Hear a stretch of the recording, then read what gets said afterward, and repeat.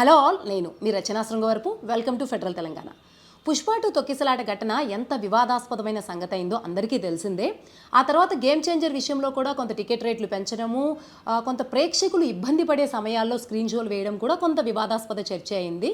తర్వాత రేవంత్ రెడ్డి ప్రభుత్వము కోర్టు ఆదేశాలను అనుసరించి అప్పటి వరకు పెంచిన టికెట్ రేట్లు వెనక్కి తీసుకోవడం ఇదంతా కూడా జరిగింది. అది కూడా ఒక మంచి పరిణామమే. కాకపోతే పుష్ప 2 కానీ గేమ్ చేంజర్ కానీ ప్రేక్షకుల్ని కానీ అందరినీ కానీ చాలా విషయాల గురించి ఆలోచించేలా చేసింది. అప్పటి వరకు సినిమాలంటే ఒక వ్యాపారం లేదా అభిమానులు చూసేది ఒక ఫ్యాన్ ఫ్యాక్టర్ ఇవన్నీ అనుకుంటున్న తరుణంలో సినిమాని కేవలం ఒక వినోద సాధనంగా మాత్రమే చూడాలి తప్ప దానికోసం ప్రాణాలు ఇచ్చేసి అంతా చేసినా సరే ఏమి వచ్చేదేమి ఉండదు ప్రేక్షకులకి.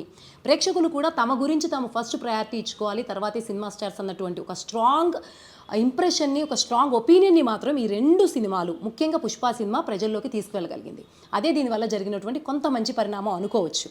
సో ఈ నేపథ్యంలో Telangana high court justice Vijay Sen Reddy committee ఒక కీలక ఆదేశం జారీ చేసింది. సో అటు పుష్ప గురించి ఇటు గేమ్ చేంజర్ గురించి పిటిషన్స్ ఫైల్ అయిన క్రమంలో సో పిల్లలు ఎవరైతే ఉంటారో 16 ఏళ్లలోపు పిల్లలకి ఉదయం 11 గంటల లోపు, తర్వాత రాత్రి 11 గంటల తర్వాత ఎటువంటి స్పెషల్ స్క్రీన్ షోస్ ఇవ్వకూడదు అనేదే ఈ ఆదేశం యొక్క ముఖ్య ఉద్దేశం.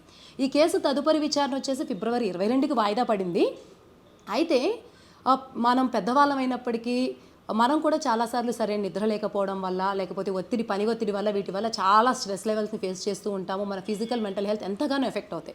కొంత మన ఆరోగ్యం గురించి హెల్త్ తీసుకోవాలి మనమే ఇలా ఉంటే, మరి చిన్నపిల్లలు ఇటువంటి సమయాల్లో సినిమాలు చూస్తే వాళ్ళ హెల్త్ మీద ఇంకా గాఢమైన ఎఫెక్ట్ ఉంటుంది.